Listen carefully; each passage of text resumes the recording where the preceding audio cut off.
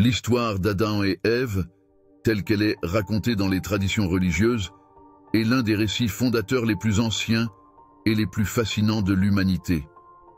Cette histoire explore les origines de l'homme, sa relation avec Dieu, le mystère du libre arbitre, le choix entre l'obéissance et la rébellion, et les conséquences de ce choix. Bien que l'histoire d'Adam et Ève soit généralement racontée en quelques chapitres dans la Bible, il est possible d'envisager une version beaucoup plus longue et détaillée, divisée en plusieurs parties, chacune d'entre elles se concentrant sur un aspect particulier de leur vie, de la création à l'expulsion, en passant par la tentation et ses répercussions. Voici un aperçu des 15 parties qui pourraient constituer cette version longue de l'histoire. Dans cette première partie, l'histoire débute bien avant l'arrivée d'Adam et Ève. Dieu, dans sa sagesse infinie, conçoit un plan majestueux pour créer un univers rempli de vie et de beauté. Les cieux, les étoiles, les planètes et finalement la Terre sont façonnés avec soin. Chaque élément est créé pour être harmonieux, reflétant la grandeur et la perfection du Créateur. Les océans, les montagnes, les rivières et les forêts se forment, chacun trouvant sa place dans ce grand schéma. La Terre, avec ses mystères et ses merveilles, est une symphonie de couleurs et de sons. Dans cette section, une attention particulière sera portée à la complexité de la création et à la relation intime entre Dieu et ses créations. La lumière est appelée à naître du chaos. Les jours et les nuits sont établis, et une promesse est faite que tout ce qui est créé aura un but. Le Jardin d'Éden n'est pas simplement un lieu sur terre. C'est un paradis façonné pour être le reflet du paradis céleste. Dieu choisit un endroit particulier sur terre, riche en beauté et en abondance, où chaque arbre, chaque plante et chaque fleur prospèrent sous sa main bienveillante. Le jardin devient un lieu de paix, exempt de douleur et de souffrance. Chaque coin du jardin est un écho de la perfection divine. Dans cette partie, une exploration détaillée des différents aspects du Jardin d'Éden sera faite. Les arbres portent des fruits merveilleux, les animaux vivent en harmonie, et une rivière coule du centre du jardin, alimentant 4 grandes rivières qui se répandent sur toute la terre. Le Jardin d'Éden est une terre promise, un lieu où l'homme pourra vivre en communion avec Dieu. Dans cette partie, Dieu décide qu'il est temps pour la pièce maîtresse de sa création, l'homme. Il façonne Adam à partir de la poussière de la terre et lui insuffle la vie. Adam devient ainsi le premier être humain, portant en lui l'image de Dieu. Dieu le place dans le Jardin d'Éden pour le cultiver et le garder. Le moment où Adam ouvre les yeux pour la première fois, sentant la chaleur du soleil sur sa peau, est détaillé avec émotion. La première conscience humaine, la découverte de son propre corps et la reconnaissance de la beauté du monde qui l'entoure sont des moments empreints de grandeur et de mystère. La relation intime entre Adam et Dieu est présentée sous la forme de conversations profondes, où Adam apprend peu à peu les lois de l'existence. Bien que vivant dans un jardin de merveilles, Adam ressent une forme de solitude. Il observe les animaux autour de lui, chacun ayant un compagnon, mais il n'a personne avec qui partager son existence. Dieu, dans son amour et sa compréhension, voit cette solitude et décide de créer un compagnon pour Adam. Ève est formée à partir d'une côte d'Adam, ce qui symbolise l'unité entre eux. Lorsqu'Adam voit Ève pour la première fois, il est émerveillé par sa beauté et reconnaît immédiatement qu'elle est une partie de lui. Leur rencontre est décrite comme un moment de joie profonde, un moment où la compréhension mutuelle et l'amour prennent racine. Adam et Ève vivent ensemble dans le Jardin d'Éden, et chaque jour est rempli de paix, de bonheur et de découverte. Ils explorent le jardin, se nourrissant des fruits abondants et prenant soin des créatures qui y vivent. Leur relation avec Dieu est toujours présente, marquée par des moments de prière et de méditation, où ils sentent sa présence bienveillante tout autour d'eux. Dans cette partie, les aspects de la vie quotidienne dans le jardin sont explorés en profondeur. La découverte des plaisirs simples de la vie, le bonheur de la compagnie mutuelle et la sagesse qui leur est transmise directement par Dieu sont décrits en détail. Au centre du jardin d'Éden se trouve un arbre particulier, l'arbre de la connaissance du bien et du mal. Dieu avertit Adam et Ève de ne jamais manger de son fruit, car cela entraînerait des conséquences tragiques. Cet arbre devient un symbole de la tentation et du libre arbitre. Adam et Ève, tout en vivant en harmonie avec Dieu, commencent à se poser des questions sur cet arbre. Pourquoi leur a-t-il été interdit? Quelles en seraient les conséquences? Cette section explore les premiers signes de doute et de curiosité, un prélude à la tragédie à venir. Un jour, un nouvel acteur entre en scène, le serpent. Il est rusé et subtil, et il sait comment manipuler la faiblesse humaine. Il s'approche d'Ève et commence à lui poser des questions sur l'interdiction de manger le fruit de l'arbre de la connaissance. Le serpent représente la tentation sous toutes ses formes, le doute, la curiosité et le désir de savoir ce qui est caché. Cette partie de l'histoire explore la psychologie de la tentation, comment elle s'insinue dans l'esprit humain et comment, lentement mais sûrement, elle pousse à des actions que l'on regrette.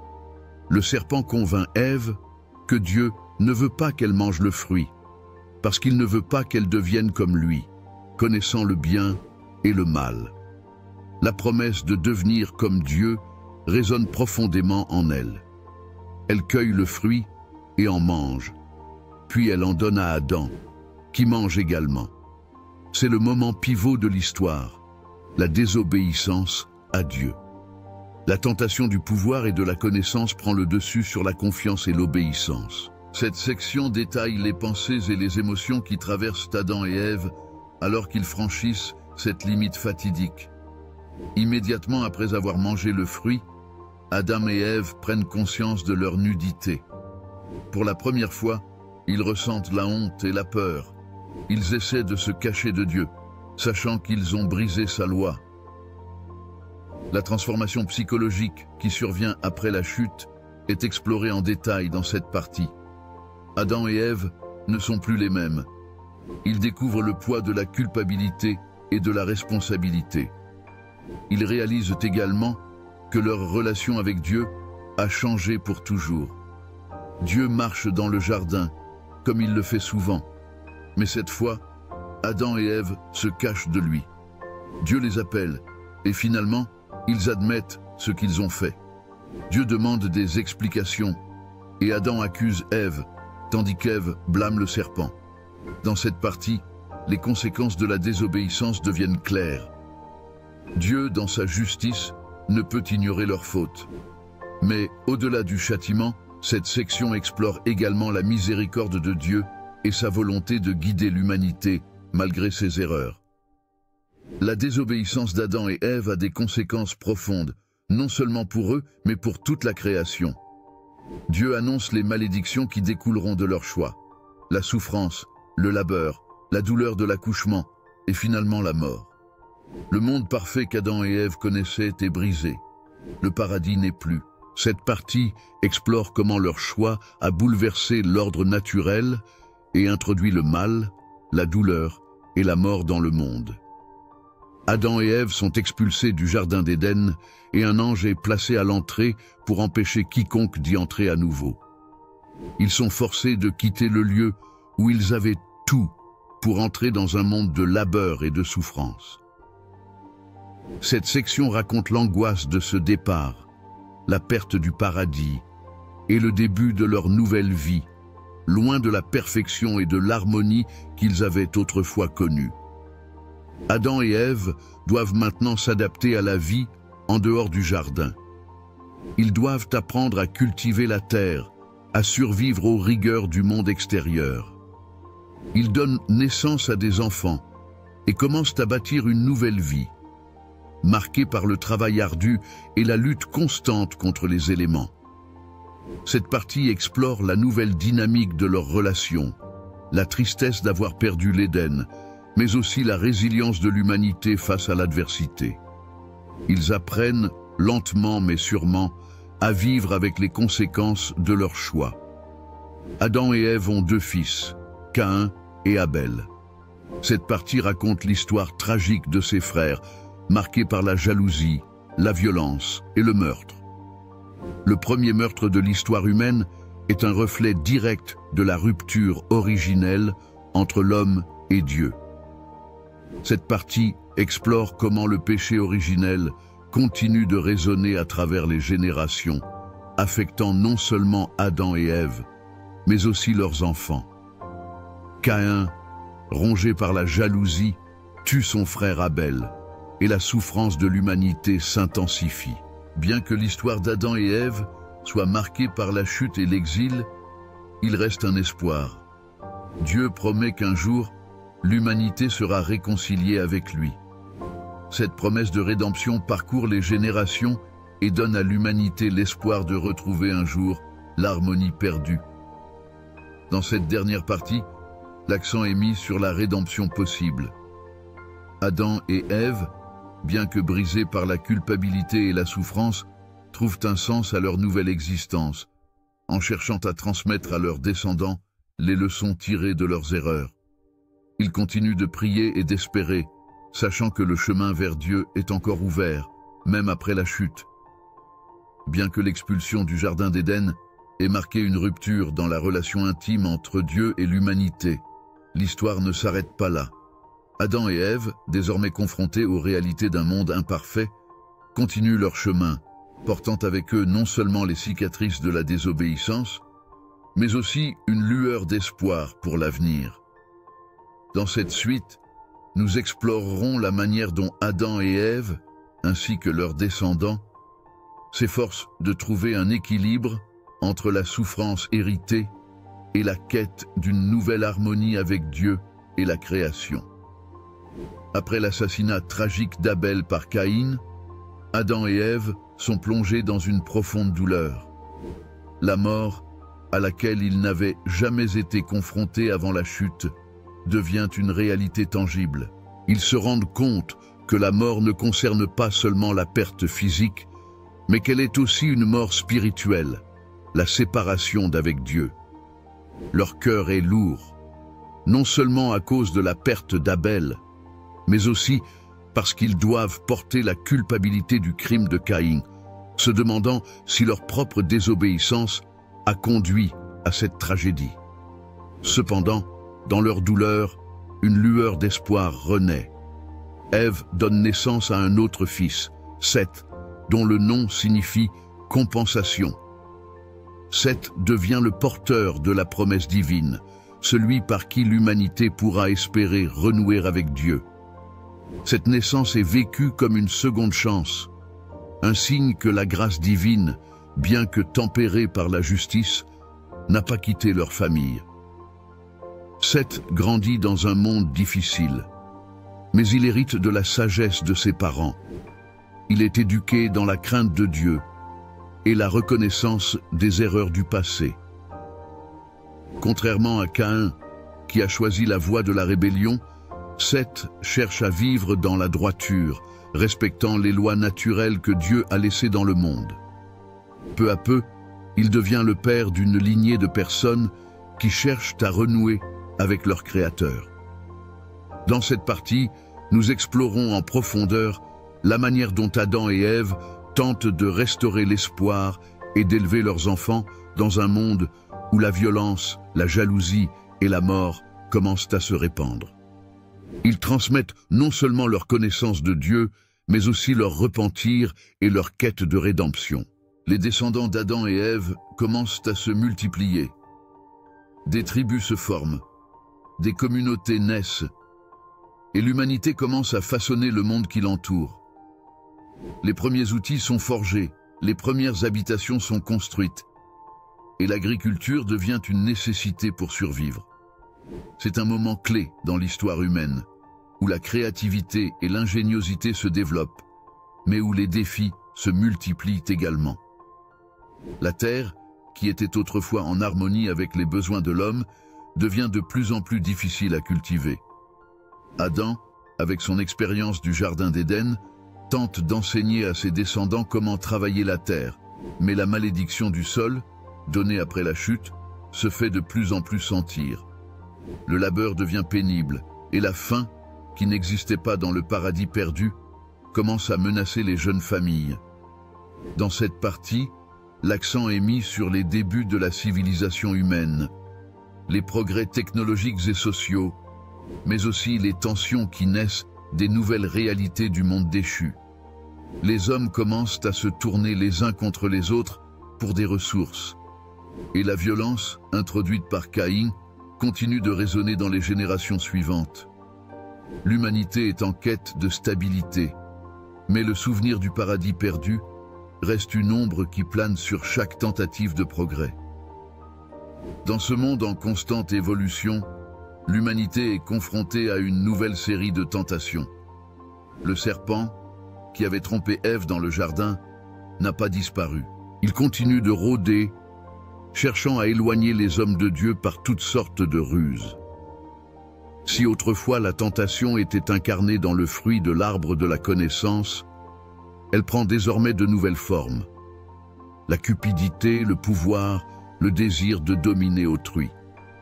Certains des descendants de Seth restent fidèles à Dieu et cherchent à mener une vie de piété et de justice. Mais d'autres, séduits par le monde matériel, commencent à s'éloigner de cette voie. Ils construisent des cités et des royaumes, mais dans leur quête de grandeur, ils oublient les lois divines et se tournent vers l'idolâtrie. Le fossé entre les justes et les injustes se creuse. Les descendants de Caïn, marqués par le meurtre originel, s'enfoncent de plus en plus dans la violence et l'injustice. Mais Seth et ses enfants continuent de prier et d'espérer, sachant que Dieu, malgré tout, n'a pas abandonné l'humanité. Dans cette partie, le thème de la tentation revient avec force. Les hommes sont libres de choisir leur voie, mais chaque choix les éloigne ou les rapproche de Dieu. La lutte entre le bien et le mal devient de plus en plus tangible, non seulement à l'échelle individuelle, mais aussi au niveau de la société. Malgré la corruption qui commence à envahir la terre, une lignée de justes se développe à partir de Seth. Cette lignée est marquée par des hommes et des femmes qui cherchent à vivre selon les commandements de Dieu, gardant l'espoir d'une rédemption future. Ils se souviennent des paroles transmises par Adam et Ève concernant le Jardin d'Éden, et ils cherchent à rester fidèles au Créateur. Enoch, l'un des descendants de Seth, est un homme d'une grande piété. Il marche avec Dieu, recherchant une relation personnelle et profonde avec lui. Enoch est un prophète, et il avertit ses contemporains de la nécessité de revenir à Dieu. Sa vie est un modèle de foi et de droiture, et il est récompensé par un événement extraordinaire. Il est enlevé au ciel sans connaître la mort. La figure d'Enoch devient un symbole d'espoir pour les justes. Elle montre que, même dans un monde marqué par le péché, il est possible de vivre en harmonie avec Dieu. Cette partie met l'accent sur la persévérance des justes, sur leur foi inébranlable malgré les défis de la vie, et sur l'importance de la transmission des valeurs spirituelles à travers les générations. Alors que la lignée de Seth poursuit son chemin dans la droiture, le reste de l'humanité plonge de plus en plus dans la décadence. Les hommes, obsédés par le pouvoir et la richesse, oublient les lois divines. Les cités deviennent des lieux de corruption et la violence se répand comme une épidémie. Les plus forts écrasent les plus faibles et la terre devient un lieu de souffrance et d'oppression. La douleur de Dieu face à cette situation est palpable. Lui qui avait créé l'homme à son image, pour vivre dans la paix et l'harmonie, voit sa création se déchirer sous le poids de l'injustice. Mais malgré cela, Dieu ne ferme pas les yeux. Il continue de chercher ceux qui, comme Seth, cherchent à vivre selon sa volonté. Devant la corruption grandissante de l'humanité, Dieu prend une décision radicale. Il annonce qu'il va purifier la terre par un déluge. Seuls ceux qui restent fidèles à lui seront épargnés. Cette annonce est un choc pour ceux qui écoutent les prophètes, mais la majorité de l'humanité continue de vivre dans la rébellion, ignorant les avertissements. Noé, un autre descendant de Seth, est choisi par Dieu pour survivre à cette purification.